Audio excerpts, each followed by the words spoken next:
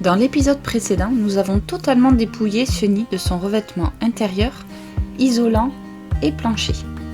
Après cette opération, nous avons découvert 3 énormes trous de rouille dans la structure. Il est maintenant temps de déshabiller Mamie.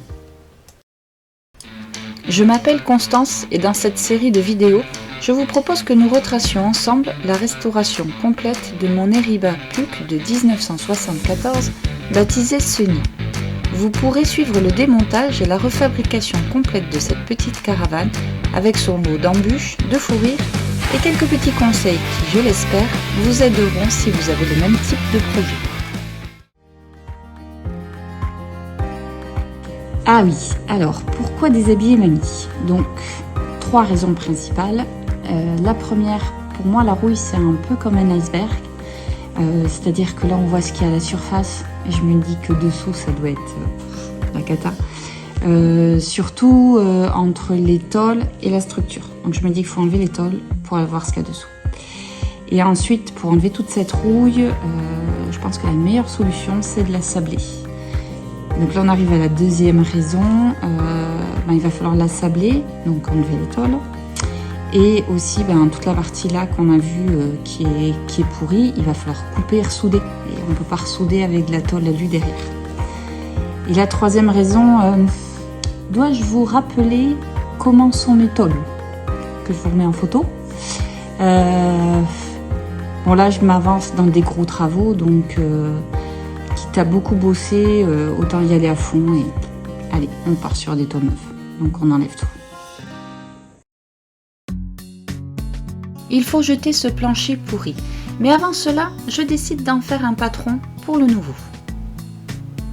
J'ai eu la chance de pouvoir récupérer de très grands cartons pour faire un modèle. Je trace les contours du plancher et complète les manques grâce au lino. Et voilà le résultat. Plus facile à stocker que le plancher pourri. Je note la taille des futurs morceaux et fais quelques repères. J'ai pas pu m'empêcher de faire un tour dans un magasin de lino pour pouvoir me projeter. Sur le forum, on m'a dit que la porte devait sûrement être dans le même état que tout le reste. Alors je démonte. Toujours quelques photos pense-bête pour le remontage avec les charnières et les outils nécessaires. On enlève méthodiquement les éléments extérieurs et intérieurs. Pour la poignée, on enlève toutes les vis et le bloc vient tout seul. Et voilà ce qu'il y a dessous. La face intérieure de la porte est en PVC. La mienne est assez abîmée. On dévisse le cadre et voilà l'intérieur de la porte avec l'isolant. En sortant le polystyrène, on voit des coulures de peinture, ce qui laisse présager que l'eau a pu prendre le même chemin. Et voilà, comme supposé, tout le bas de la porte est mort. On continue et on démonte l'extérieur.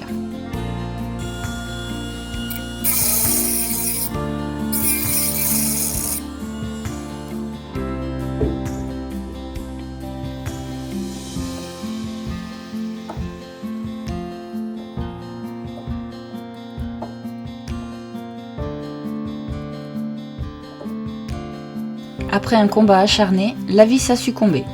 L'outil aussi. Le plus difficile sur la porte sera d'enlever les charnières. Vidéo sur le montage des supports de porte. En fait, il y a des écrous. Voilà, comme ici. Alors, le truc chiant, c'est qu'ils sont à l'intérieur. Donc, j'en ai un que j'arrive pas à récupérer. Alors, j'essaye de les monter. Par contre, pour le remontage, on verra. Voilà pour le déshabillage de la porte. Il va falloir la sabler et changer la section du bas. Je commence par démonter les feux en prenant toujours plusieurs photos pour m'aider au remontage. Après les 4 feux de gabarit, les 2 feux arrière et les feux de plaque. Je prends plusieurs photos des fils électriques à l'intérieur et dessine un plan. Alors, vidéo sur l'électricité. J'ai déjà enlevé une partie. Ça rentrait au plancher. Donc, je reprends. Nous avons ici. Donc, c'est feu de gabarit avant, qui était donc scotché au mur. On le voit ici. Donc, c'est de la fourche. Hop, il remontait de l'autre côté. Il était scotché là. Feu de gabarit de l'autre côté. Donc là, on a la porte. Fenêtre. Donc tout ça ici.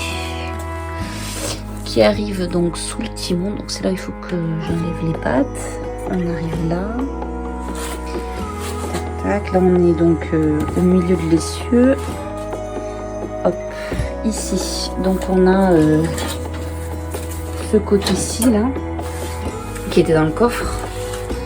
Et on repart tout au milieu, tout au milieu. Donc on suit le milieu. Là, division en deux. Donc ici, pour les feux droits. Le blanc, c'est l'alimentation de la lumière. Donc si c'est là, c'est que c'est dans le meuble du haut. Donc de mémoire, c'est 220, 12 volts.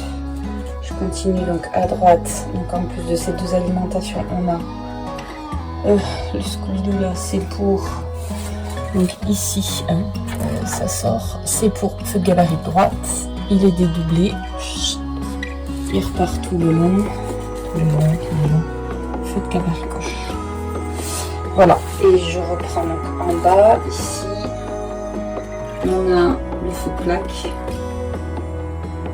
Et les feux de gauche.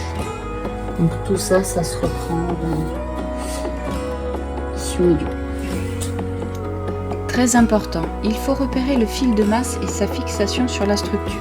Sur la puque, il est à l'avant, sous la structure et derrière le timon. Voilà toute l'électricité de ce nid tenant dans un sac. On s'en occupera un peu plus tard. Il est temps d'enlever tous les rails extérieurs. On commence par enlever les joints cache-vis situés au milieu des rails. Ceux de ce nid ont été peints. On voit les dégâts que fait la peinture. Ils sont secs et cassés. Sous les joints, les vis sont en plus ou moins bon état. Beaucoup se dévissent facilement. Pour d'autres, il va falloir des méthodes un peu plus radicales. Sous les rails du bas, il n'y a pas de mastic. Sous les autres, le mastic est soit très dur, soit mou et filandreux. J'enlève les rails au fur et à mesure. Je prends des photos des modèles de joints qui sont dessous. J'étiquette les rails et pleure un peu devant tout le nettoyage qui m'attend. Certaines vis m'ont vraiment posé problème, mais avec de la patience, les rails sont démontés un à un. Pour les joints mous, j'ai mis mamie au soleil et je les ai retirés avec une spatule.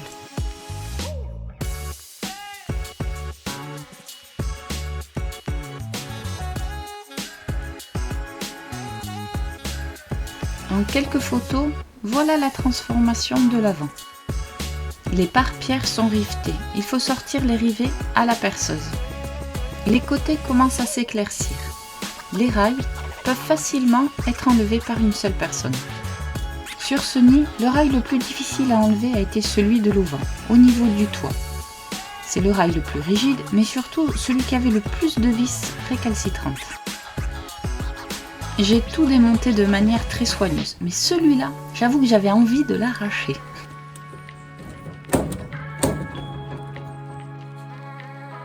J'enlève les rails un à un et les stocks pendus à une poutre après étiquetage. On voit plus en détail les découpes du toit, pas très droites, hein, et il ne tient qu'avec les rails et 4 vis en dessous. Je continue à enlever les joints plus ou moins durs et offre même à mamie le luxe d'une petite toilette. Elle a blanchi d'un coup. L'arrière et les côtés sont maintenant terminés. Mamie n'a plus que son toit et ses tôles. Crise de la quarantaine. Avec une caravane, c'était bien. Mais bon, les autres, ils ont des cabriolets. Pareil qu'avec 4 vis, on transforme une puque en cabriolet. On essaye ?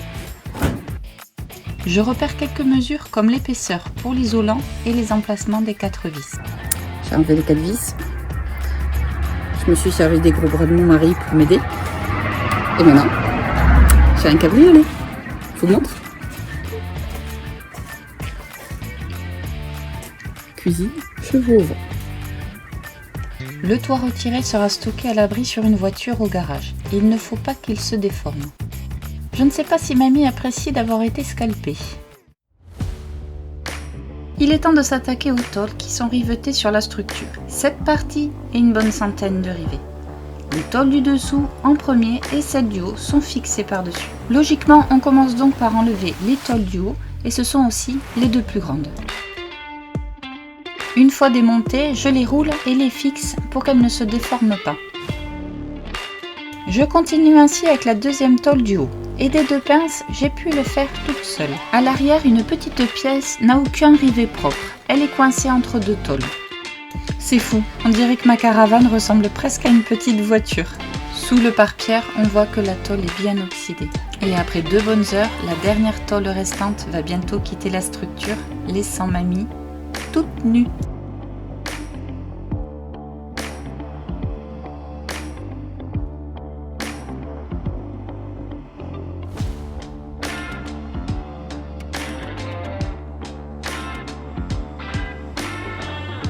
Alors que j'ai laissé dans l'opération une paire de gants, Mamie Sunny a quant à elle perdu toutes ses tôles, laissant apparaître son squelette bien abîmé. Dans le prochain épisode, on va continuer à démonter ce qui reste. Je vais faire des étincelles et on chargera Mamie pour son départ en chirurgie.